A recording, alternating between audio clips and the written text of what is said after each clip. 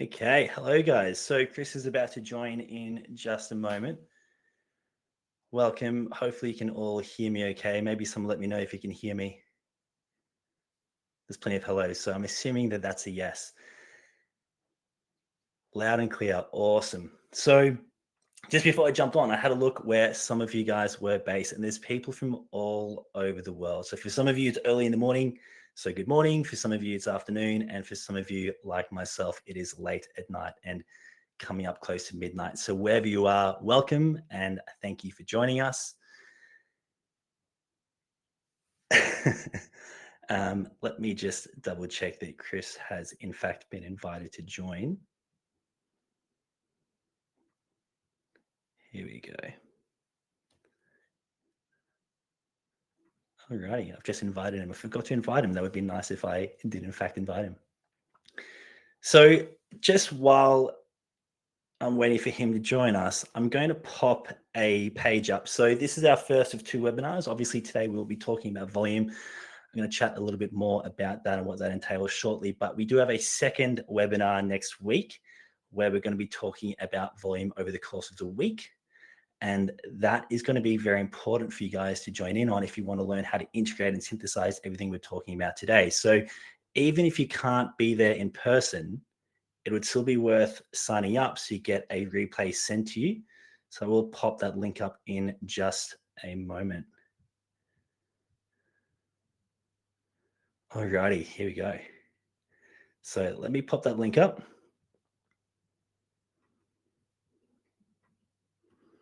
Okay, so that should have popped up. Make sure you jump on and sign up for next week when you get the chance. Great to hear it'll be recorded. Yeah, so you guys are all going to get an email after this with a replay from tonight as well. So if you can't stick around for the whole thing, then that will be there. Chris, how you doing, mate? I'm doing well. Can you hear me okay? I can hear you fine. I forgot to invite you a moment ago. I thought I had. I'm like, where is he? But maybe it would help if I actually clicked invite to stage. Yeah. So I was saying to you before, obviously, when we were talking, only about 2 hours ago, I had a blackout. So luckily the power's back on tonight. That wasn't off to a good start this evening. And how are you feeling today, mate? Yeah, I'm doing okay now. I had a rough day yesterday. As I was telling you before we jumped on, I had a bit of food poisoning maybe. So I was definitely in a bad way last night, but I'm okay now. You can probably still hear my voice is a little bit raspy, but definitely be fine for the program today. So forces were working against us, but we have prevailed. They were working against us, yes. Exactly. So just before we jump into tonight's topic, we'll give people another minute or two to jump on. You had something you thought would be interesting to chat about? Yeah, just literally while we're waiting for people, so that everyone's not sitting there staring at us, wondering what to do with themselves. There's a really interesting paper that's flying around. It's a preprint, so it's technically not been peer reviewed yet. What that means really is, I'll leave it to your imagination. I don't think it really ever adds very much, but that's my opinion. Generally, these papers tend to get very minimally altered between initial preprint and an actual peer review. But that's a separate conversation. But basically, this preprint is bouncing around. Let me just pull it up so that I've got the name for you guys. It's called Resistance Training Beyond Momentary Failure, the Effects of Lengthened Supersets on Muscle Hypertrophy in the Gastrocnemius. And basically what it's doing is testing, it's a really nice volume allocation, as we'll talk about later. It's 3 sets twice a week, rising to 4 sets twice a week over the course of the program. And essentially, which is a really nice volume to kind of investigate, because it, as we'll see later on, it fits in the recovery profiles. And essentially, the control group, the training control group, was doing that program of calf raises with one leg, and then the intervention group with the other leg, they were doing a kind of an additional sort of lengthened partial after each of the standard sets. So essentially they're doubling the number of sets, but they're doing them as what I would call a mechanical drop set. So most people are aware, if you do a standing calf raise, you're going to find that you fail in the top half of the range of motion. That's because the calf muscle as a whole has really bad leverage in that top half. Don't listen to people who tell you it's the other way around, because I don't know what the data they're looking at, but it's not correct. The data actually show that the calf has best leverage in the lengthened position. Yes, you're getting full-on physiology from the beginning here. So yeah, basically they're doing an extra set for every single set that the control group do. So they're doubling the number of sets. And what's really interesting is that you don't double the amount of hypertrophy despite the fact that you're almost doubling the volume load. You're doubling the number of sets, you're doing them in mechanical drop sets. You're not quite doubling the volume load because obviously you're already tired from the previous set that you've done. And essentially what results is you get about 35% more hypertrophy from doing about 80% more volume load, or double 100% more sets. So that's just a really, really nice paper for what we're going to be talking about today, which is volume. We're going to be talking about volume and giving some really specific numbers. I've prepared some slides that nobody else has ever seen for you guys. So that'd be really interesting. But yeah, we were just talking about this before we jumped on because it's such a nice illustration of what we'll be talking about, with the fact that you can't really treat every single set that you do in a workout as, you know, producing the same stimulus as all the other sets. There's a diminishing returns effect. Yeah. How are we doing for people? Are we looking at a decent number of people yet? We've got, yes, 89 people on so far, so we might jump into it. I love that was your way of warming up the audience, you know, not sort of no small talk, no joke. Let's just jump into it. They're not here to listen to me talk about my life or anything like that. They just want to know. So people are asking me. People are asking questions. Architecture of the gastroc. So basically, the architecture of the gastroc, the most important thing is that the moment arm is really big in the stretch position of the gastroc particularly. And that means that you're going to get a kind of a neuromechanical matching effect, delivering activation, delivering central motor command to the gastroc whenever you're training in that stretch position. So if you do a lengthened partial, the gastroc is going to be preferentially trained by that particular movement. So the reality is, comparing the 35% with the 80% probably isn't valid, because the extra lengthened partials are focusing on the very muscle that you're measuring. So you're going to get even less in the soleus in that position and even more in the gastroc, whereas the standard sets are going to give you a lot more on the soleus, because you're failing in the top position where the soleus has relatively better leverage than the gastroc. So yeah, I'm not going to respond to the stretch mediated hypertrophy bait that you've dropped in the chat, and I'm certainly not going to respond to a physique update at my age. You guys have no idea how old I am. So how are we plateauing on numbers? Are we plateauing? I think we are. I think it's time. Let's jump into tonight's topic. We could turn this into a whole calf webinar, but I think we've got other things to talk about. So why tonight's topic? You know, I want to talk about why I think this is an important topic for us to talk about before we jump into it. And not only is it interesting, I think it's interesting to chat about anyway and see what sort of some of the old school bodybuilders were doing, but I think it's a very important topic for us to discuss. Now, it's something we've gone back and forth on for a little while now. And I remember maybe a year or two ago, you would be explaining some physiological concepts, and intermittently you would be dropping in examples of some of the types of people we're going to be talking about tonight as ways that these people were outworking the physiology in a way that practically made sense. And I guess it dawned on me that, in fact, if I wanted to learn how this stuff looked in practice, I was better off looking backwards than looking at what people were doing today. And the irony is not lost on me that I'm standing next to Dorian and Arnold behind me, but we are going to cast our eyes a little bit further back and see how does some of what these guys were doing before anabolics hit the scene, how does it make sense of the physiology you're going to be talking about today? And to set the stage a little bit, we need to talk about 1954. And there's this big distinction that occurred sometime around 1954, maybe a few years earlier, it's debatable, but certainly by 58, 59. And that's when Dianabol hit the market and anabolics started to be utilized by bodybuilders. And up until this point in history, there was one stimulus only, which is going to lead to muscle building. And that was what they were doing in the gym. And suddenly, from the late 50s onwards, we have a whole new independent variable, which is now capable of stimulating muscle growth in and of itself. Now, this webinar is not about anabolics per se, and we're not going to go into that in more detail, except to say that suddenly from the 50s or late 50s onwards, we now have the waters entirely muddied, where we can't any longer look at results and say, well, that was caused by this stimulus alone. And if you talk to a lot of strength athletes and coaches and people in the top tier of strength sports today, they will often say that one of the most important qualities in an athlete at achieving very high levels can be how they genetically respond to anabolic use. And so from the 50s or late 50s onwards, now we have a training stimulus, we have the drug stack that they're taking, and their genetic response to those anabolics. And what's interesting when we look at that sort of line in the sand of the late 50s and onwards and before then, is we see that training completely changes with the introduction of anabolics.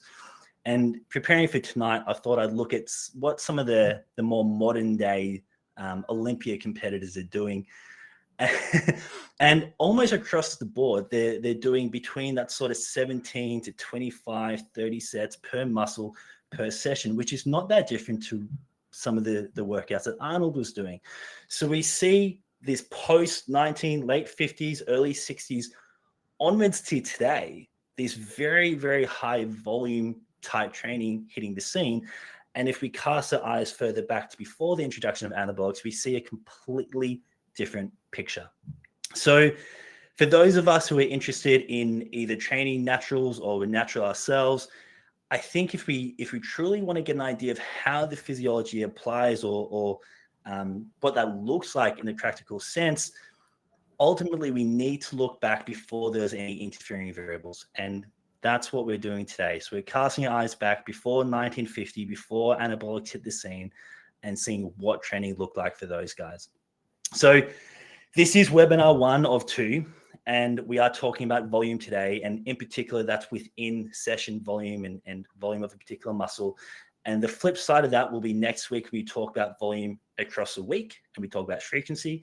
Now, they're 2 parts of the same conversation. So for you guys who want to integrate and synthesize this stuff, I do strongly recommend coming to part 2, because that will certainly help you guys work out how to utilize this all together and synthesize it. The link is still up, so make sure you do jump on. And even if you can't be here live for part 2, you will get the recording sent to you. So that's my intro, Chris, and we're going to start with some physiology. Then I'm going to show some examples or some particular plans that some of these guys back in almost a century ago were following. And then we're going to jump into a little bit of recovery and fatigue, and I'll provide a few more examples there. If you guys have questions along the way, you're welcome to pop them in the chat, and then hopefully we'll have some time for some Q&A towards the end as well. So, Chris, over to you. Fantastic. So I really liked the way that you highlighted that anabolics almost certainly have a hypertrophy producing effect on their own. So obviously Paul also sort of highlights this point regularly, points out that you can literally, people will literally grow sitting on the couch, and taking anabolics, it is a stimulus on its own. It's not something that just helps recovery. It absolutely produces hypertrophy on its own. And we've got studies showing that if you kind of put one group on anabolics, very, very sort of relatively safe in inverted commas, probably not a statement that we can really make, but relatively moderate dose, and then another group does strength training, you're basically going to get about the same amount of hypertrophy from both groups. And if you do both at the same time, it doubles. So essentially, it's a really important point to just illustrate that we are producing a completely different stimulus. And the second thing I really like that you illustrated there is that people will have different individual responses. So you can have a situation where somebody is growing like a weed, and it's like, oh, it's because I'm doing this weird exercise where I put my arm behind my back and whatever it is that you're doing. Okay, maybe, but it's more likely that you're just a hyper responder to the regimen of pharmaceuticals that you've got going on in the background, at least at the levels that we're talking about in terms of bodybuilding. Awesome. So do you have my slide handy so that I can talk at it? Okay, can everyone see that? Okay, so guys, I realize this is throwing a lot of data at you and a lot of talk, a lot of text rather. I'll just move my camera so I'm not. There we go. So what I've tried to do here is create a non-linear relationship that fits to the Schoenfeld dose response analysis. So the citation at the bottom is to the Schoenfeld dose response analysis, which everyone knows I've been talking about for a couple of years now, really, really influenced by this meta-analysis. It basically, in the paper itself, has 2 lines. The first line shows you the effect you're going to get basically from 1 set per workout per week. They do it as 3 sets, but it's almost every study is 3 workouts per week. So basically it's showing the effect of the first set and then the subsequent set. So they just have 2 straight lines. What I've done is take the exact same data and plot a natural logarithm through. You can do it yourself in Excel. It will literally guide you through the process if you just go fit line through these points. And you'll come out with an exactly the same line that I've got on the chart, which is the blue line. Okay, so what is the blue line? Basically, the blue line on this chart, what it shows you is the hypertrophy stimulus of subsequent sets relative to the first one, obviously summing as we go through. So if you've got the first set, the first set is going to be arbitrarily determined as a unit of hypertrophy. So 1 arbitrary unit of hypertrophy stimulus is the first set. How much does the second set give you? Well, we can see it's 1.39, which is the 1 of the first set plus 0.39 of the second set. So basically what we're saying is like 39% of the first set stimulus. So we're already absolutely tanking the amount of hypertrophy stimulus we're getting compared to our first set. So this is really why you've got a lot of people in the fitness industry who go, I can train perfectly well with 1 set to failure on my exercises, and it's giving me really good results. I'm like, yeah, it will do. It's not because 1 set is magical, it's because 1 set is quantitatively superior to the other sets. It's not qualitatively different. Well, arguably there's a little bit less, kind of fatigue in that first set compared to the second set. But, fundamentally it's the quantity that matters. The stimulus is actually quantitatively less. So we've got 39% in the second set. Look at the third set.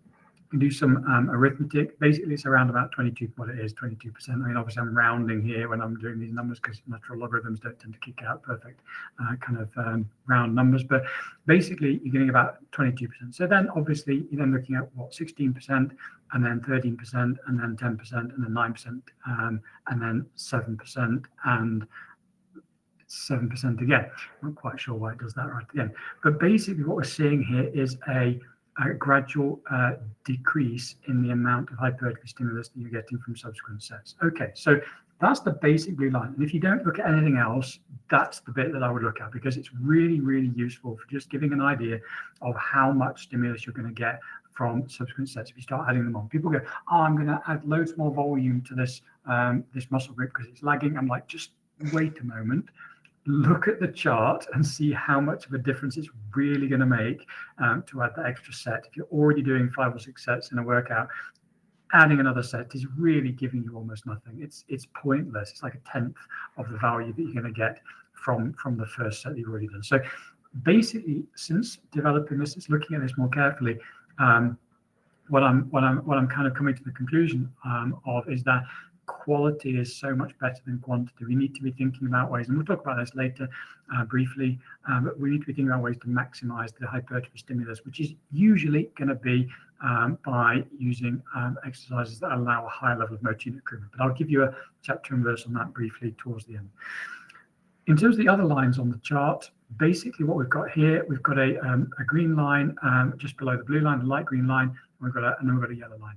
Basically, this is trying to get at the classic inverted U shapes that everybody thinks, including me, happen if you start doing tons and tons of volume in a workout. You're going to start to see that the workout actually is less effective than it would have been if you'd stopped at a more moderate level of volume.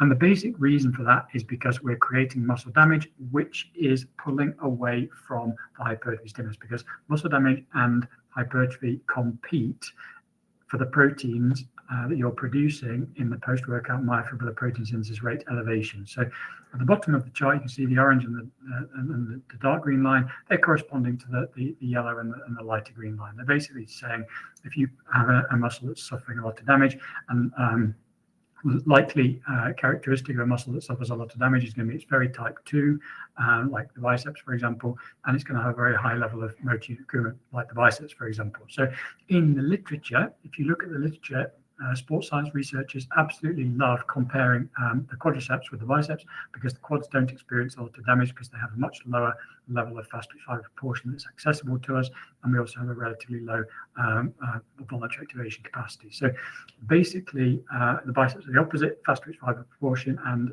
super high voluntary activation. So in the literature, we generally say quads are brilliant example of a muscle that doesn't get damaged, and the biceps an example of a muscle that gets really easily damaged. Yes, I know there are popular people running around the fitness industry saying that's opposite. I don't know what data they're looking at, because basically exercise scientists use them as examples because they're so obvious. So basically, yeah, fast twitch fiber proportion and high voluntary activation percentage is going to make more damage. So you'd expect that kind of tailing off to happen and starting to basically push you going backwards because you're using some of your post-workout myops to solve the damage problem instead of actually creating hypertrophy. So that's basically everything that you need to know. Obviously, if you want to, you can when you look at the recording, you can pause it and have a read, but it's not really telling you anything that I haven't already told you. It's basically just trying to show that we've got this important dose response relationship going on. Jake, do you have anything to add on this? So just before I show a couple of examples, I think a logical question, if someone's looking at this, the type of questions I hear online a lot would be, okay, so if we're capable of achieving maybe 2 units of hypertrophy or 2.2 units of hypertrophy, then that should be the goal, right? So how do we maximize hypertrophy stimulus in each workout? Now, I think that's a very poor question to ask. And I think there's better questions we can ask, which I'll mention in a second. But ultimately, if we start with that question, how do we maximize the hypertrophy potential even before we look at things like muscle damage and fatigue and recoverability, which we're going to touch on more in a moment, we see that, well, you need to be doing 5, 6, 7 sets in order to maximize that hypertrophy stimulus, and that's per muscle. Now, if we suddenly look at that from a workout perspective for each muscle, if we're doing full body or we're doing upper lower split or whatever it is, suddenly we see we're doing 30, 40, 50 sets in order to achieve that maximum hypertrophy stimulus. So clearly it's not going to be achievable. So potentially a better question, instead of how do I maximize this hypertrophy stimulus, maybe a better question would be, what's the most efficient hypertrophy stimulus? And obviously, if we're talking efficiency, like you've mentioned, you can see that 1 set is going to be the most efficient. And then maybe we can take it even a step further and say, well, how do we combine those two? What's in the middle of the highest possible hypertrophy stimulus and the most efficient? And maybe that's going to lead to what's potentially the most effective. And I think as we look at some of these worked examples, we see that that's probably where a lot of people started to end up. Now, just before I pull up the slide I want to talk about with some examples, a little bit of bodybuilding history for you guys who don't know. Bodybuilding as we know it didn't exactly look like this back in the 1800s. And 1800s, it sort of started out in circus tents and on strongman performance stages. And then in the early 1900s, it started to evolve. And then in 1938, we had the introduction of Mr. America. In 1948, we had the Mr. Universe. And it started to evolve into what we know it as today. Now, part of that sort of stimulus or catalyst for it to evolve into bodybuilding within its own right is people started to have more accessibility to it. So in 1902, we had the development of the Milo Barbell Company. And in 1932, we have York Barbell Company. And so suddenly now people are able to access barbells and they're able to access strength training. And that ultimately led to the widespread sort of use and popularity of bodybuilding. Now, why that matters, why I'm talking about this, is because for the only time in bodybuilding history, we're never going to see this again, we have this time period in the late 30s, early 40s, where all of the champions that we would look at, and some of whom we're going to talk about today, John Grimmick, and even people like Steve Reeves and others, they all would have cut their teeth on these barbell companies, right? So we've got York, and they were putting out barbell courses or training courses, which is basically a workout plan.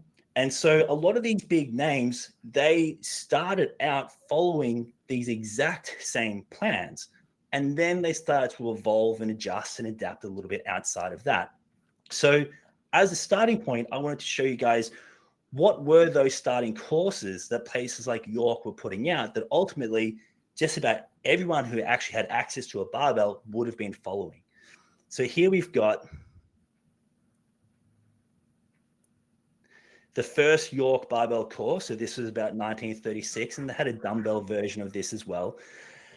And then we have an adjusted version for more advanced people, which was about 15 years later, which they used with Mr. America competitors. And another example of one of these early courses was Sigmund Klein's course down below, about 1945. There were a few others on the scene. Perry Rader had one a little bit after this. Mark Berry, I think 1947. But by and large, they looked very similar to this. Now, if you look at this, you'll notice there's a couple of things that maybe stand out or look a little bit odd, and a couple of things that they each seem to have in common. Now, firstly, I will just quickly mention a couple of things. There's no repetitions listed here. Partly that's because they generally used a fairly large window of repetitions, and that was due to accessibility or convenience. They had ultimately one barbell. Generally, they didn't have squat stands usually, so they'd be pulling the weight onto the back off the floor to do a squat and things like that. So I didn't list repetitions because of that. The second thing is I've adjusted the names of some of these exercises because some of them had pretty old school names. So for example, you'll see down here with Sig's course, the squat, he called it the deep knee bend. That's generally the type of language they use. So if you do find these workouts in an old school book, you'll see they've got slightly different names. And then the third thing I wanted to mention is, do you notice that there's no sets listed? And that's because sets didn't exist at this point. So the set system, as they came to know it, and just standard sets as we know it now, didn't start to exist until the late 40s. And what's interesting with that is a couple of things. Firstly, we can see if we look at the first York barbell course, we can see that there's some exercises that are targeting a muscle, or some muscles that are getting targeted by multiple exercises. So if we're looking at how many stimulating sets is a muscle getting, generally speaking, we see each muscle's getting sort of 1 to 2 sets, depending on how many exercises are applicable for that muscle. The second thing we see is Sigmund has an exercise listed twice. So this is the first iteration of the set system, where they didn't yet perform sets back to back, but they started to include an exercise a second time, only with some particular exercises. So these were the types of courses everyone back in the sort of 30s and 40s would have been following, which ultimately were using 1 set per muscle, maybe 2 sets if they were using 2 exercises that train that particular muscle. One other point I want to make about this before I give one more specific trainer's example is many of you will have heard of the 20 rep squat method. And I wanted to mention that because I think this is an interesting sort of segue into the set system. And in a nutshell, if you're not familiar with the 20 rep squat method, essentially what you do is you do a set of 20 repetitions with a squat. And generally you would pick about your 10 repetition max load. And essentially it was done like a cluster sort of rest pause method where you would do 1 repetition, you breathe in deeply, do another repetition. And as you got towards the end of the set, you would take more breaths between repetitions and you would get longer between each rep. And that method goes way back to well and truly before the 20s. I think Joseph Heiss is probably the first person who used this method. And certainly in the silver era and even into the golden era, they were using this method.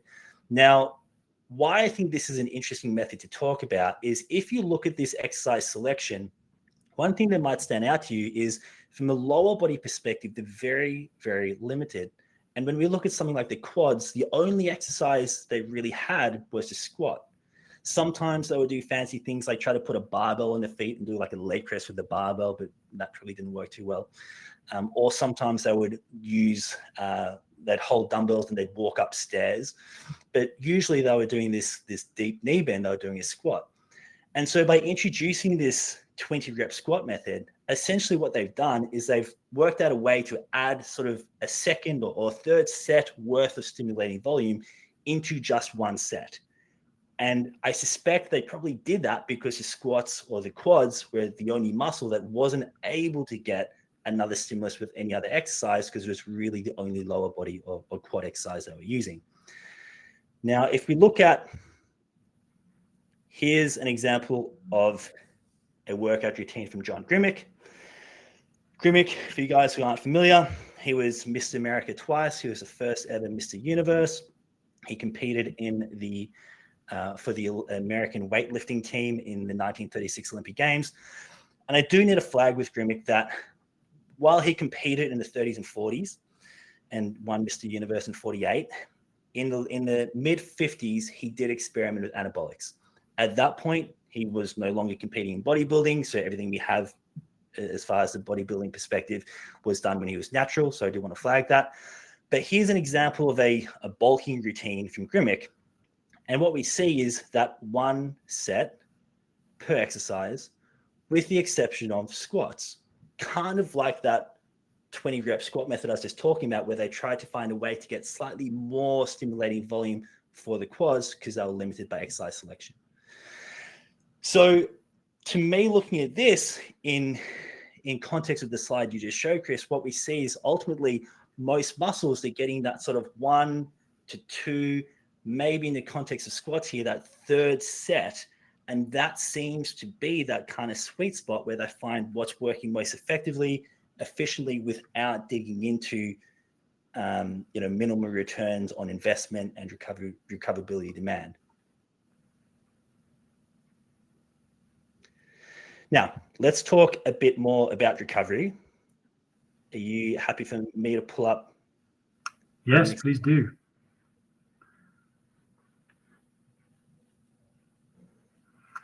Okay, so basically what we've got here is a number of strength-trained, so for studies in strength-trained people. So I've not gone looking for studies in untrained people, because I think recoverability is going to be different, because in totally untrained people, you're not going to have a repeat effect at all.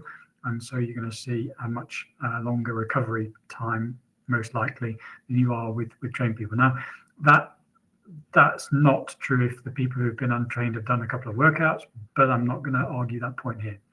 What this study basically shows is that if you plot on a chart a number of days it takes to recover from a workout on the x-axis, and the number of sets that you're doing on the y-axis, then essentially it clusters around a line which is relatively linear. Now, there's obviously relatively big differences between studies, because some people are using stretch position exercises, some people are using higher repetitions, other people are using lower repetitions and contracted position exercises, or anything in between. And so you're going to get a kind of variance between studies. But generally speaking, if we're looking at moderate loads, this is pretty much the line that you're going to see. So essentially, what we're kind of seeing here is that if you want to do a workout every 3 times a week or every other day, then you can probably get 3 sets. Most likely, you might, for a particular muscle group, for a particular individual, for a particular rep range, for a particular exercise, you might go either side of that, and that's what you guys are already talking about in the comments. How do you kind of track down that exact number that's going to be appropriate? Well, ultimately what it's going to come down to is how long does it take to recover, and that's the bit you've got to test. But basically, this is going to give you an average across kind of strength trained people with moderate loads. So basically, yeah, around about 3 sets are going to be cool if you want to do full body, kind of 3 days a week. If you want to do upper lower splits, you're probably going to be pushing it up to 4 or 5. And this is really where it gets interesting, because then obviously you can see that if you want to train once a week, you can push all the way up to the kind of the 10 to 12 sets on average with the data that we've got. So if we then go, just not necessarily bring the slide back, but if we recall what data we were looking at in terms of stimulus, what I was saying was that we've got a very, very non-linear relationship between the number of sets and the stimulus. We've got a relatively linear relationship between the number of sets and the fatigue that we're generating. So basically, every single set you do is going to have a worse stimulus to fatigue ratio than the first one. But ultimately, unless you want to be training every day, you're probably going to be looking at training every other day, in which case you're probably looking around about that 3-set sort of mark per workout, which is a really, really nice sweet spot, which is why a lot of people have used it in programs since the beginning of time. Well, not necessarily the beginning of time, because you just pointed out that it's more like 1. But basically, 3 is a really popular number in most kind of programs that people throw at beginners today even. Now, what's important to recognize, though, is that we've also got probably around about a 48-hour window for our post-workout myofibrillary protein synthesis rate elevation. If we train inside that 48-hour window, we're probably going to see a reduced efficiency of training the same muscle group, because there's a limit on how much you can push myops up post-workout. So if you do a workout with 1 set, and then you're coming back the following day and go, yeah, well, I only did 1 set yesterday, so I'm recovered by today. Therefore, I can train this muscle every single day. Well, yeah, you can. But are you really going to get the same stimulus that you got yesterday, because you're still actually in your post-workout myofibrillary protein synthesis rate elevation from yesterday? The chances are, and we don't know this for certain, but we believe it's probably true, chances are you're probably not going to get the same stimulus that you got the previous day. So ultimately, technically, 1 set is totally doable to recover from and come back the following day. But in practice, most of the time, I think programs are going to work better if we look at that kind of every other day sort of zone, or 3 days a week, and it is going to come out as better than most other programs. And the further you get away from it, so obviously upper lower split is totally doable. If people want to do that, that's totally cool. It's going to work. But as you start to get further and further up the kind of the spectrum away from that 3 set or that 1 to 3 set zone, you're going to find that you're going to need to train once a week. Now, if you remember those numbers, if you train with like 10, 12 sets in a workout, which technically you can probably recover from within a week, you're going to get a stimulus of around about 2.3-ish, somewhere around there, unless the muscle damage is starting to pull away, and maybe you'll get less than that, I get 2. If you do multiple workouts with around 3, which is about 1.6, then obviously 1.6, double that, you're getting up to 3.2, add another one, you're getting up to 4.8. 4.8 stimulus across the week is absolutely obliterating training once a week, which is what obviously we'll be talking about in lots and lots of detail next time, which is the frequency module. So essentially recovery is already telling us what the answer is going to be the next time, but we're doing the physiology this time because we've got to lay the grounds for what we talk about in the subsequent conversation. So basically, the most important thing to remember is that stimulus is a diminishing returns from set to set to set. You get smaller and smaller stimulus. Fatigue is probably not. It's almost certainly around approximately a linear relationship. And so you're going to get a lot more problematic issues as you start to kind of add more and more sets. You're going to find that your recovery is worse and worse and worse. So obviously, a really nice comment there in the chat, which I'm going to pick up on because it's really, really pertinent. Obviously, we are going to see some differences as people progress through their training status. The repeated bout effect is literally workout 1 to workout 2. Multiple repeated bout effect relates to the first couple of workouts. Basically, anybody who's been training for a couple of weeks is going to be just as repeated bout affected as anybody who's been training for years. But as we increase our ability to recruit motor units, as we start to access more and more of our faster twitch fibers at the top end of the motor unit pool, we are going to start to find that our recovery starts to become more and more difficult because we are damaging the muscle fibers to a greater degree in the really, really advanced people. So if people are really at the top end of their training career, they've done 3-4 years of really hard training, they're probably going to find that this line is going to be a little bit of a different gradient because they're going to find that as they start to add more sets, it's going to be more and more difficult to recover than it would be. And potentially people who are really, really advanced are going to find that they need to be super careful about just looking at this line and saying, oh yeah, well, I can do 3 sets, 3 times a week. Maybe you can only do 2. And certainly there are people I've talked to who find that 2 is definitely better than 3 in that context. But the same applies for, 4 or 5 for upper lower splits. Maybe people want to do 3 to 4 in those situations instead. So basically that's the other half of the equation, the recovery side of things relative to the stimulus side of things. There's an interesting quote from Bob Hoffman, who the founder of York Barbell Company, who was on, his photo was on the slide earlier. And he basically says, very similar to what you just said there, about as you become more advanced, he talks about the more load that you're using, the less work you need to stimulate the same effect, which ultimately is what you're getting at there and what Borge is getting at in the comments there. There's an interesting, I didn't make a slide in this, but it just sort of popped into my mind as you were talking about the sort of 48 hours recovery period. When we look at the pre-steroid era bodybuilders, obviously there was only the one real variable that they were tracking, and that was what they were doing in the gym without the anabolics in the scene. And that allowed them to get quite, I guess, granular with the nuance of what they were doing. And if you listen to a lot of those guys back then, they used to, well, some of them used to say that what was better than doing Monday morning and Wednesday morning was trying to maximize the amount of time between those sessions in that week. So they'd say you do Monday morning, you do Wednesday afternoon, then you do Saturday, whatever, morning or noon again or whatever. And if you look at this chart, it's feasible that additional 10 hours of recovery might actually make an impact as far as one additional set might go. So it's interesting that they were actually able to identify that back then. Yeah, I guess it just comes back to the fact that we've got 7 days in a week, and we're trying to kind of do a 48-hour window of recovery or whatever. So we're kind of saying, well, rather than having a 72-hour window of recovery once a week, will chew into that 72 hours by taking 12 off it for here and another 12 off it for there. And then it probably works out evenly balancing across the week.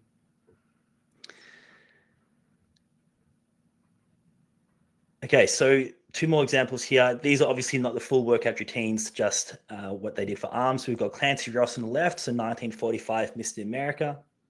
And then we have Melvin Wells on the other side. Now, Melvin Wells, he didn't win Mr. Universe, probably due to the political nature and the fact that he was a black lifter, but he did win best arms and he did win most muscled or most best musculature. I believe in both 1950 and 1951. And so what we have on the left with Clancy's routine is this was the arms component of his 1945 Mr. America bulk routine. So before he transitioned into more of a cut. Now, I believe the volume stayed very similar for his cut in terms of sets. I think he increased his repetitions, but nonetheless, this is the plan he was following to bulk up for 1945 Mr. America. And what we see here is, I think there's a couple of interesting things here. So firstly, if we just look at Clancy, he was doing only 1 set for biceps, and depending on how he was performing these exercises, he was getting significantly more tricep stimulus.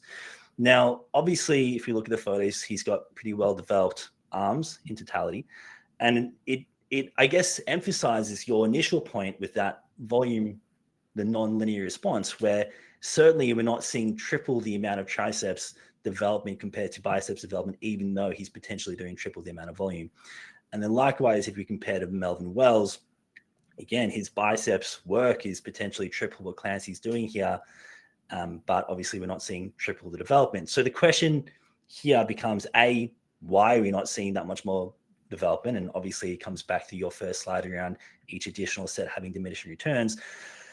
And then B, what is it that makes someone decide whether they're doing 1 set or whether they're doing 3 sets or whether they're doing multiple exercises? And Clancy used a set system as well. So it wasn't that he was stuck in the old school way of just doing 1 set per exercise. He did do multiple sets.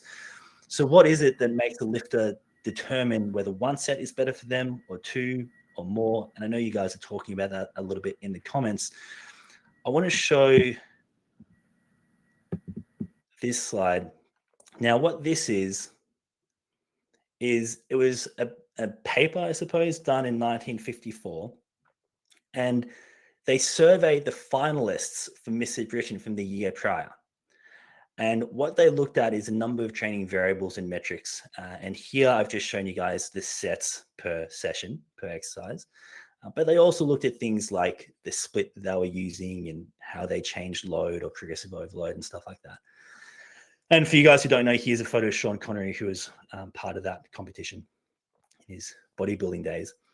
But what we have here is how many sets they were performing per exercise. And I'm not exactly sure what some of these, there's a few outliers here where they're doing a range of sets and potentially that was a different method, maybe a breathing method or something. He doesn't talk about it in the paper. But if we look at the sets they were doing, largely it was that 2 to 3 up to about 4 sets.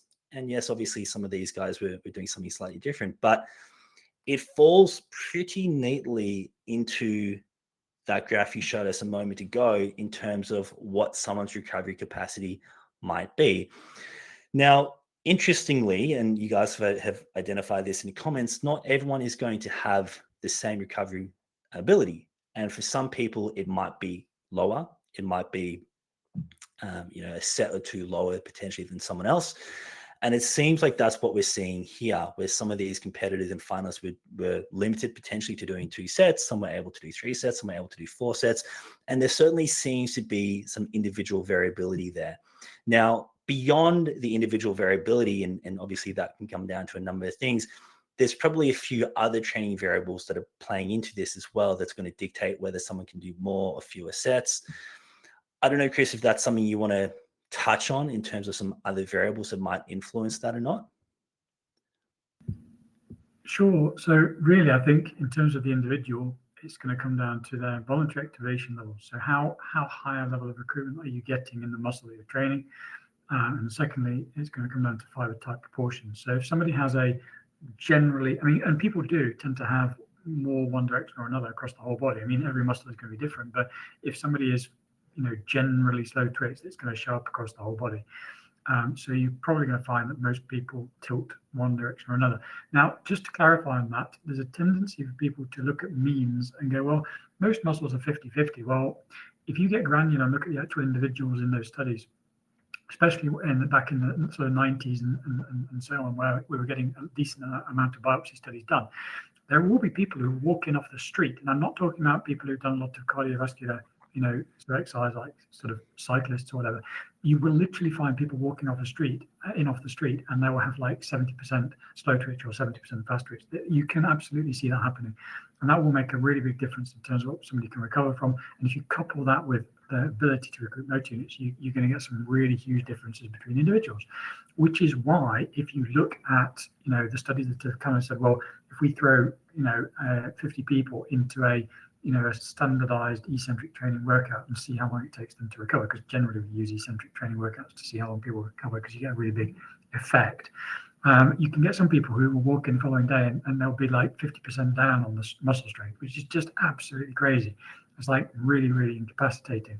And then other people will be 5% stronger than they were the previous day, because you start to see some adaptations happening, whereas, they've just literally not seen any kind of damage whatsoever, despite the fact they've done exactly the same workout.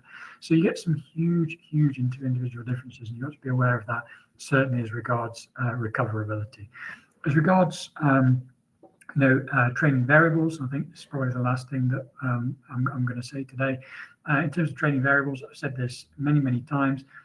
Lighter loads is going to cause a lot more post-workout fatigue than heavier loads. Just incidentally, on the previous, on my last slide where I was showing the recoverability graph, the dot that I had on the graph for the Faro study, which is shown, I think, as 2 sets, and they actually did 1 set for a light load group, and the 1 set of light load took longer to kind of process the recovery. So on this chart here, Faro 2020 shows 1 set, 2 sets, 1 day recovery. So 2 sets, 1 day recovery, which is the moderate load. If you look at the data for Faro for a single set, but a light load, 20 something rep max, what you'll find is it actually took 2 days plus to recover from. So light loads make a huge, huge, huge difference if you start doing them. It's simply because of calcium ion related fatigue. Muscle damage is caused by activation, not by tearing forces. There's no real tearing forces going on. It's all about muscle activation, producing protease responses and subsequent inflammation. But I've talked about that a zillion times on the podcast. And then the other thing, obviously, is the stretch. If you do a stretch position exercise, you are going to get opening of the stretch activated ion channels that bring more calcium ions in from the outside of the fiber. And that's going to, again, cause a big problem in terms of recoverability. So really, the 2 major factors to worry about are rep ranges and stretch positions. And what I would just say is that if you are going to do stretch position exercises because you want some of the stretch mediated hypertrophy, and I'm not going to argue that point here, but if you are going to do that, please don't do them with high repetitions, because it really is going to be a recovery nightmare in that scenario. But generally speaking, heavier loads, more contracted positions is going to give you a much faster recovery. You're going to be able to volumize those workouts if you want to do that more easily than if you're doing lighter loads and stretch positions. Now, there are other things that will make a difference in addition to volume, but I would just focus on the volume, the strength curve of the exercise, and the repetition range is the 3 really most important factors most of the time.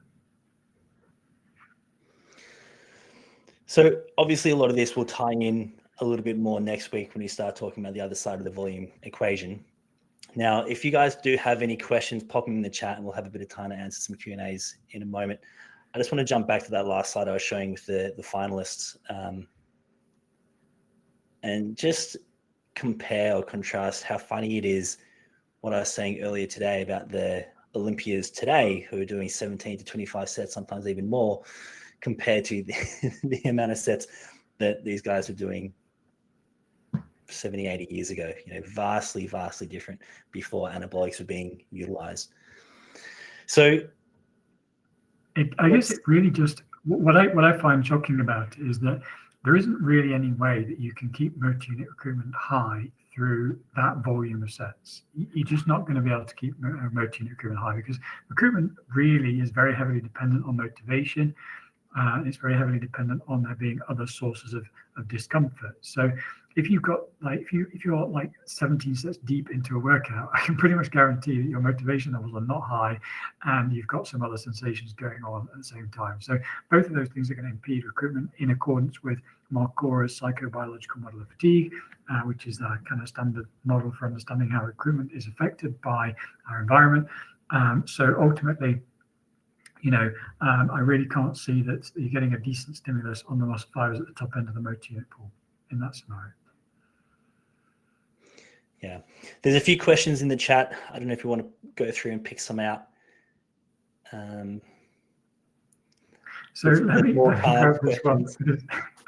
Let me grab this one. Sorry to jump straight in, but basically, Gustavo is asking sleeping and training or pinning. Yeah, okay. So it's a really, really nice way of phrasing that, because basically, what I want to just illustrate and just use as an example is that I really don't think that anabolics work the way that they're popularized to work. I don't necessarily think that they are accelerating recovery. I'm sure there's a little bit of an effect there, but I think the primary role is just producing hypertrophy. Obviously in livestock situations, farmers will use anabolics to increase the size of muscle mass of animals. They're not recovering from workouts. You don't see animals doing bench presses. What they're doing is they're just creating muscle mass additionally. And just in terms of the recovery side of things, recovery basically, unless you are not sleeping, so sleep is necessary, because if you don't sleep, you'll see a reduction in your ability to recover, simply because inflammation is governed by the immune system, and lack of sleep is a stressor, and so your immune system will be negatively affected. But having an extra hour of sleep is not going to actually accelerate your recovery. And this is something that I find fascinating about the fitness industry in general, is everyone goes, you just need to eat more and sleep more. And I'm like, that will make zero difference if you're already at an adequate level of sleep and food. If you're already at an adequate level of sleep and food, adding more sleep and food will not accelerate your recovery. It's a process that needs to run through the steps that it needs to go through. You can't unstress yourself. Sure, if you're stressed, and strength training is not a stressor, by the way. But if you are stressed because of life or lack of sleep, or you're not eating, then sure, or you're not getting enough of the necessary macros, then sure, I'm sure you could actually create a stress response that would slow down your recovery. But they are not things that will add to your recovery speed if you're already doing them properly. That really, really popular misconception. I just wanted to jump on that one straight away. Chris, I want us to maybe cover this question from Brian, because I don't know if he means it this way, but I think it's helpful that we cover what I'm about to say. And he says, when considering the advantage of first sets in a workout, wouldn't it make more sense to train frequently, e.g. 6 days, versus full body every other day? Now, there's firstly, just in terms of training each day, and you did touch on this before, there are certainly examples of people doing that. Now, I didn't put up a slide of George Hackenschmidt, but George Hackenschmidt most likely did that with a single set for multiple different exercises performed daily. The difficulty with George is it's a little bit hard to know exactly what he was doing. He did talk about the exercises, but a lot of the time in these old books, they sort of embed it and they're not overly clear about exactly how they followed it. But it did seem like he was training one set daily. And I'm not sure if this is what you mean, Brian, or not, but there is certainly a bit of a misconception that I see perpetuated online about this idea, and I'll jump back to your volume slide. When you're talking about this first set having the highest hypertrophy stimulus, and then you talk about as a workout progresses and spinal fatigue and CNS fatigue accumulates, and you talk about the less stimulus that the later exercises in that workout are going to achieve, those are two slightly different things that we're talking about there. Do you know what I mean? Can you touch on that? Do I need to be more clear? So in terms of this volume arc that you've got on this slide, what you're talking about here is sets for the same muscle. And then that's absolutely different to within a session. Let's say you're doing two different muscles. We're not saying that if you do one set of biceps and then one set of triceps, that first set of triceps is going to achieve a 39% as much stimulus as the first set of biceps. That's two different things. No, it's probably going to be in the 90%, I would imagine. Yeah. Can you just clear that up a little bit more? Because it is a misconception I see perpetuated a fair bit. Sure. So basically, what the problem we've got with sets for the same muscle group is you've got all of the fatigue mechanisms playing against you. So you've got both the CNS fatigue, which is reducing recruitment, and you've also got calcium ion fatigue, which is reducing mechanical tension inside the fibers. On top of that, you've also got the fact that you probably are going to max out the stimulus for certain fibers as you progress anyway. So some are just going to stop responding as you progress further into the workout. So you've got a stimulus issue that's decaying. You've also got CNS fatigue, and you've also got peripheral fatigue that reduces tension. If you look at exercise order effect, which is where we do triceps after biceps, and we start to get a slightly less positive response from doing the workout, from doing the exercise second in the workout or last in the workout, that's literally just supraspinal CNS fatigue. So we divide CNS fatigue into two parts, spinal and supraspinal. And basically, even spinal fatigue is localized to the given muscle because it relates to specific motor neurons. So ultimately, the only thing you're really having a problem with is supraspinal CNS fatigue, which is caused by the feelings that you're getting from your body as you're progressing through the workout. You're feeling more tired, feeling less motivated. All of that stuff is going to affect other muscle groups, but it's a much, much smaller effect than what we're seeing here because it doesn't have as much problematic stuff in it. Yeah, great. You mentioned motivation within that, and you've touched on that a couple of times now. And one of the questions here is, what's the system or mechanism of fatigue to do with motivation in regards to motor unit recruitment? So can you touch on that? What is it about reducing motivation that's going to see a reduction in motor unit recruitment? Sure. So in the psychobiological model of fatigue, what we've got starts with the principle which is called the sensation of innervation. So basically, whenever you create a motor unit recruitment signal, which is called the central motor command, when you create that signal and send it to a muscle, you are simultaneously creating an equal sized signal, which is called the corollary discharge. That corollary discharge then goes to the sensory part of your brain, and you perceive that as effort. So the higher motor unit recruitment signal you create to lift the weight or whatever, then the higher the level of perception of effort you're feeling. When that perception of effort caused by the corollary discharge hits a maximum tolerable limit, you will stop the set. That's just how it works. So we don't stop sets because the muscle can't produce force. I've done a podcast on this with Paul. You stop sets because you reach a maximum tolerable perception effort. Excuse me. So basically, motivation governs the maximum tolerable perception of effort. So if your motivation is increased because of something that you're doing, or maybe somebody comes over and wants to work in with you and you realize that they're stronger than you, maybe that can be quite motivating. And then you do that, and so you start pushing harder, and you realize that maybe your motivation was a little bit lower previously, and now you can push it a bit higher because you've got that audience, you've got that competitiveness, you've got that kind of instigation of a higher level of effort, which is permitting you to reach a higher level of recruitment. The supraspinal fatigue, which I know you didn't ask about, but I'm just going to add in now because it's convenient, is when you have perceptions of pain or discomfort coming from elsewhere in your body or in the muscle that you're even training. So if you're doing light loads and you create the burning sensation, then what you're going to see is that it starts to chew into your available space for your perception of effort, which is being produced by the corollary discharge from your motor unit recruitment signal.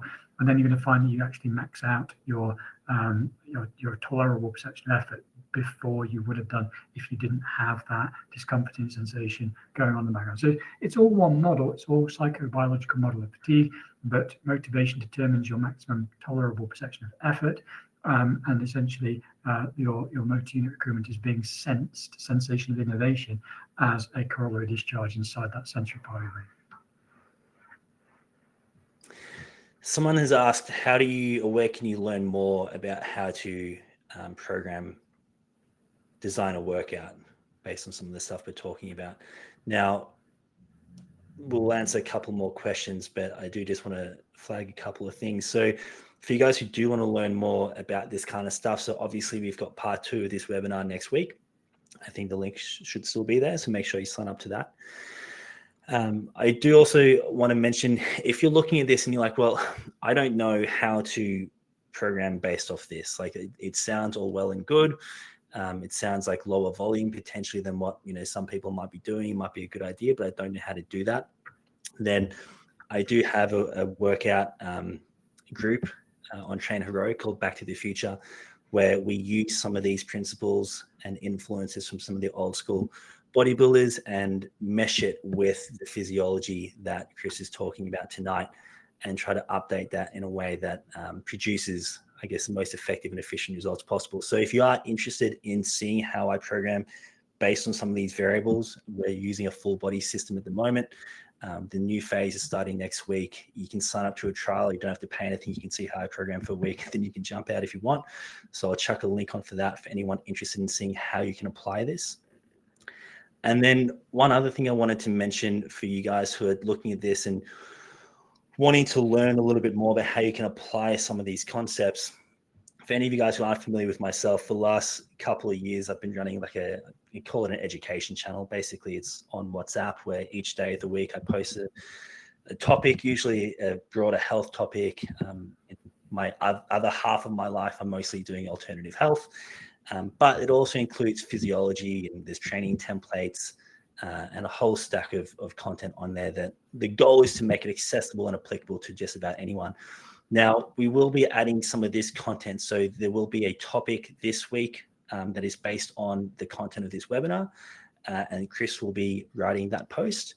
And then next week, based on next week's webinar, Chris will be writing another post for people who want to go a little bit further and learn a little bit more about this stuff. Now, the goal of that group is very much not to go super, super deep into the theoretical nature of things, but how to have a applicable and takeaway that they can actually implement in their own training or with clients.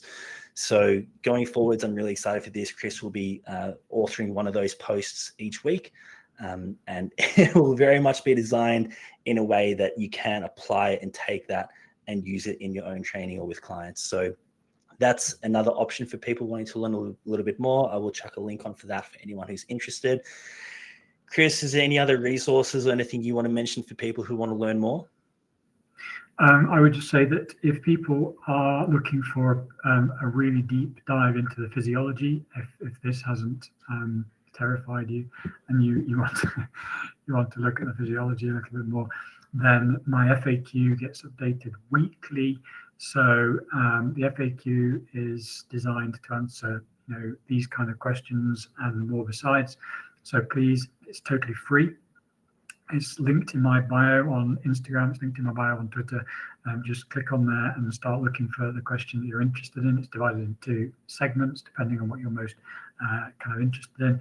Just dive in there. And if there's a question that you've got that is not answered in the FAQ, it is a physiological question. So please don't ask me how many sets you should do, because I'll just ignore you. But if you've got a physiological question, then please do leave a comment on Patreon, and I should see it. And then if obviously it's not been addressed, or if it has been addressed, then I'll just give you the link to the article you've missed. And if it hasn't been addressed, then I'll probably end up doing an FAQ about that topic, because I do want to make that FAQ absolutely, completely and utterly comprehensive for every important question. I think there's 190 odd articles on there now, so it's really designed to answer every possible physiological question. So yeah, that's everything from me. I'll see if I can pull up a link for that in a moment as well. Someone has asked, I don't know if you want to get into this, Chris, or not, about barbell pullovers and what it is that they're achieving. Sure. Just quickly, from an old school perspective, they used to swear by them to expand the rib cage. And so they saw it as very much I guess they would say like a chest expanding exercise. But this is obviously a contentious topic on social media. So do you want to jump into that? Sure. So basically, in the data, in the literature, what we've got two different pullover variations that have been studied. What you've got is pullover variations that involve a supine position, so lying on your back on a bench, and obviously that's where the barbell would come in. But you can also, you don't have to use a barbell. You can use a machine for this, or a kind of cables or something. And then the other situation is where people do them standing in front of a cable machine. The main difference between these two pullovers, or straight arm pull downs as they're generally called, if you look at those, the main difference is just the resistance profile. So if you're doing a barbell pullover, what you're getting is peak force in a stretch position.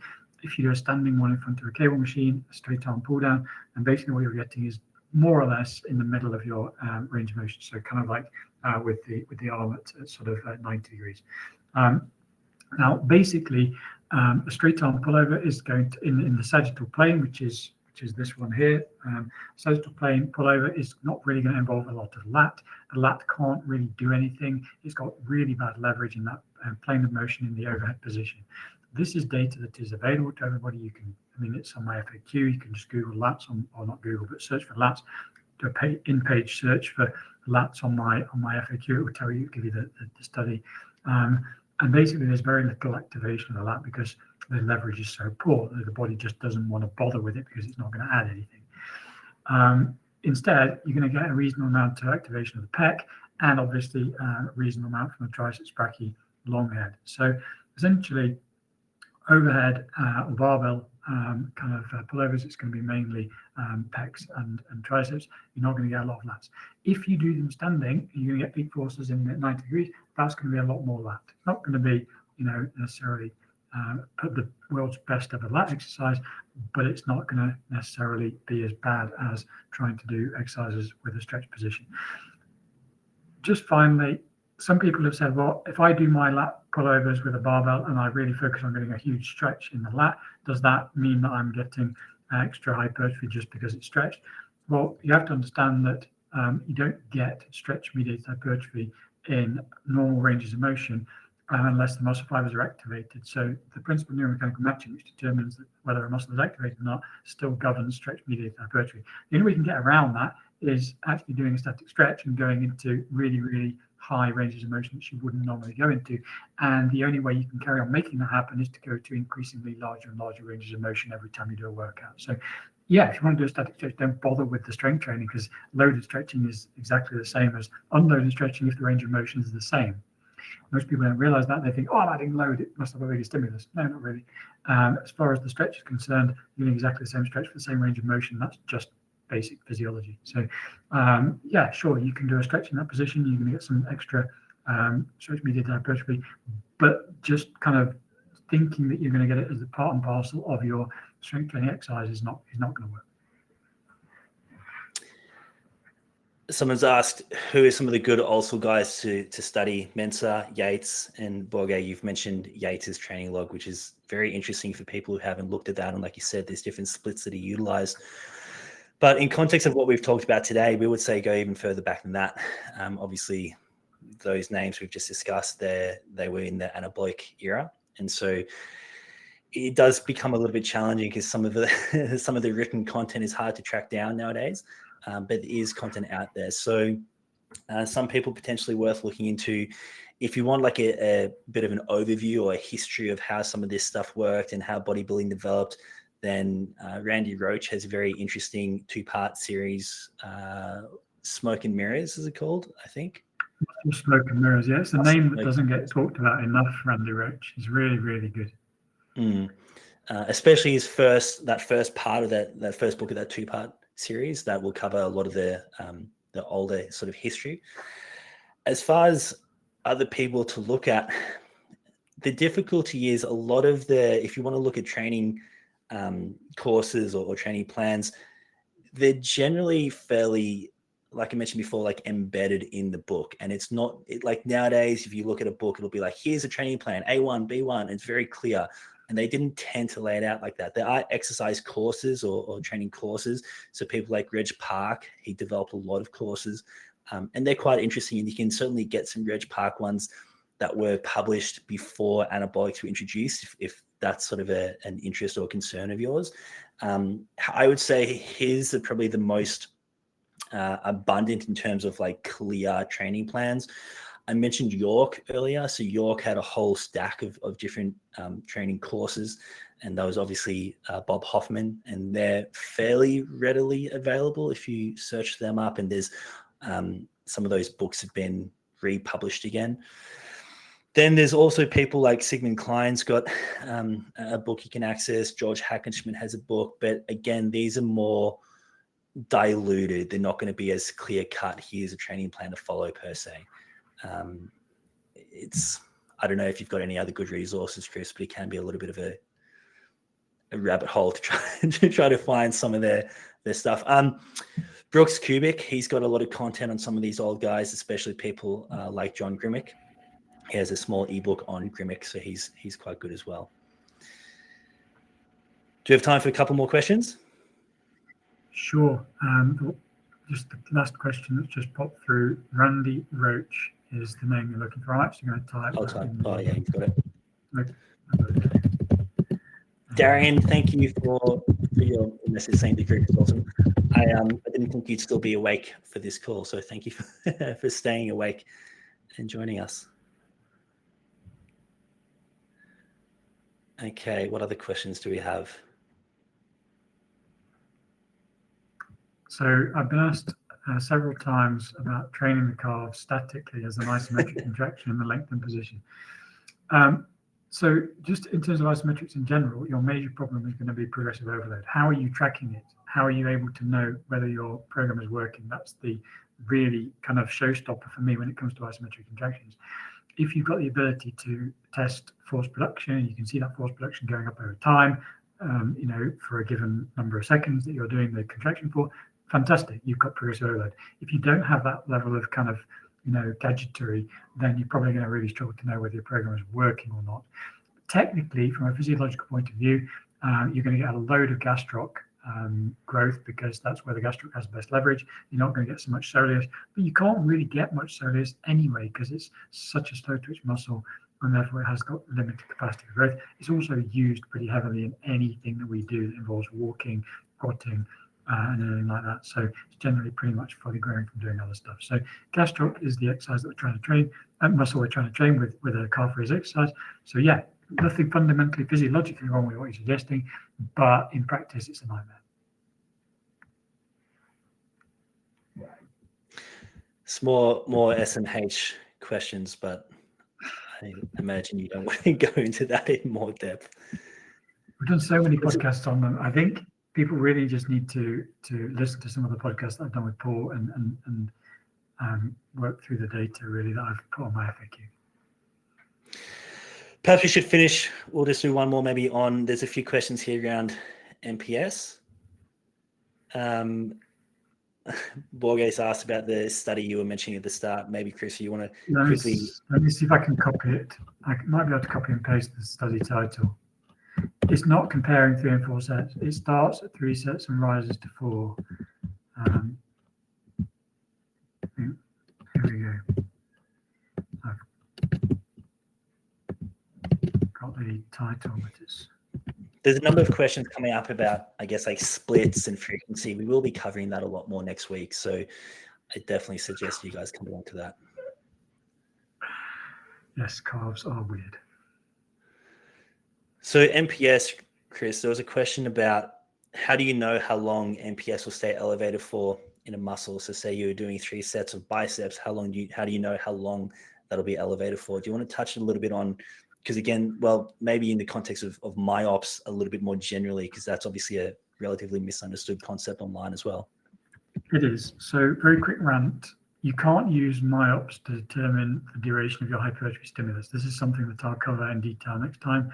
But basically, the reason you can't is because myops is used for muscle damage repair and for hypertrophy stimulus creation. So if you have elevated myops, you absolutely could be outside of your hypertrophy stimulus zone, which I'll go into detail in the next call.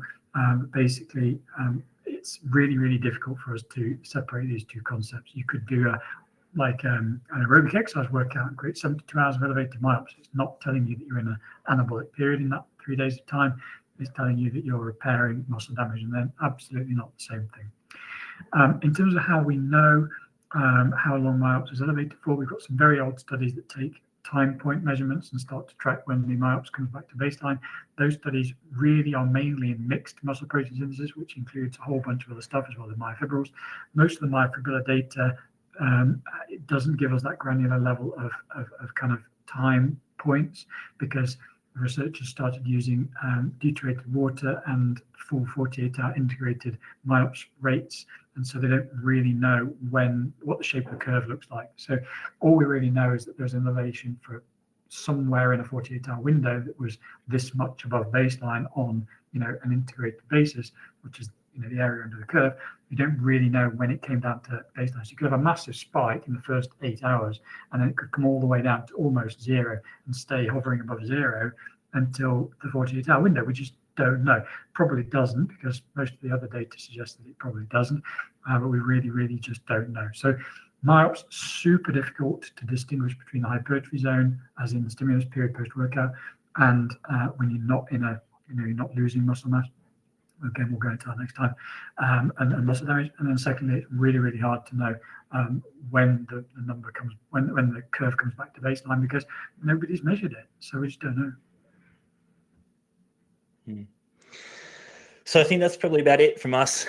It's after midnight for me, so well and truly past my bedtime. Is there anything else you wanted to finish with, Chris, or you? No, I'm good. I'm just going to just encourage people to come back for the next one, because the frequency is where we'll be lifting and dropping all of this we've talked about today, Yes. and taking it another step further to building this weekly net stimulus model and aligning it with the training programs of these pre-steroid bodybuilders. Yeah, exactly. It's where it all starts to make sense. So make sure you do come back. For you guys who asked about the recording, so you will get an email with a copy of the recording, so you can go back and access it. And then obviously if you sign up for next week, even if you can't attend live, you'll get an email with a copy of that recording as well. So make sure there's the link up above, and we'll put it out on our social media pages too if you miss it. Thank you guys for tuning in. We appreciate you guys joining us for this conversation. Hopefully you found it interesting and learned something out of it. And hopefully you'll join us again next week.